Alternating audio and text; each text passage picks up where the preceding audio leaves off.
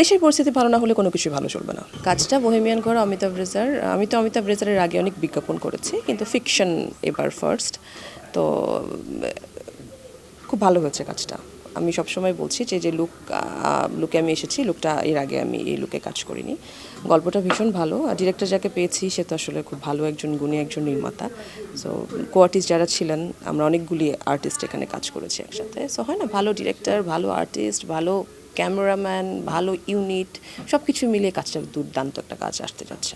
যেটা হয় কি জানো, যখনই কোনো ভালো কাজ দেখি মনে হয় এই গল্পটা, এই ক্যারেক্টারটা করতে পারলে ভালো হতো। তো এইরকম বাকেট লিস্টে ধরো 15-20টা আছে, আহা এইটা যদি করতে পারতাম। স্যার ক্ষুধা তো কখনো মেটে না, ভীষণ ক্ষুধার্থ, দেখি ভালো গল্পগুলি কবে করতে পারি।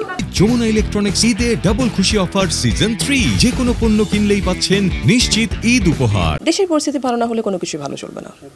সেটা যতই ভালো সিনেমা হোক, যত সুপারস্টারের সিনেমা হোক, কিছুই ভালো যাবে না। সো দেশের পরিস্থিতি আগে স্বাভাবিক হতে হবে, সুন্দর হতে হবে, তারপরে হলে গিয়ে মানুষ সিনেমা দেখবে। সো আমি কিছু আশা করতে পারছি না এখন। না, কাজ ভালো হচ্ছে, যে জায়গা থেকে যে কাজ করছে কাজ ভালো হচ্ছে। কাজ নিয়ে তো আমার কোনো কমপ্লেন নাই, আমার কোনো কমপ্লেন সার্বিক পরিস্থিতি নিয়ে। সো কাজ ভালো হচ্ছে, এটাই। এখন তুমি যেই রকম নির্মাতা যখন তোমাকে নিয়ে একটা চরিত্র ভাববে, তখন সামহাও ওটা তাদের মাথায় থাকে যে এই বোল্ড ক্যারেক্টারটা বা এই কমেডি ক্যারেক্টারটা বা এই হরর ক্যারেক্টারটা এটা ও করতে পারে। সো আমার ক্ষেত্রে মনে হয় আমাকে যখন ভাবে এইরকমই ভাবে। দর্শক জানি যে মানসিকভাবে কেউ ভালো নেই, তাও তো ঈদের আনন্দ সবাই আমরা একে অপরের সাথে শেয়ার করতে চাই, ভাগাভাগি করতে চাই। খারাপ সময়ের মধ্যে থেকেও ভালো থাকার প্র্যাকটিসটা করতে হবে। সো চেষ্টা করুন ভালো থাকতে, ঈদটাকে আনন্দঘন মুহূর্তে উদযাপন করতে।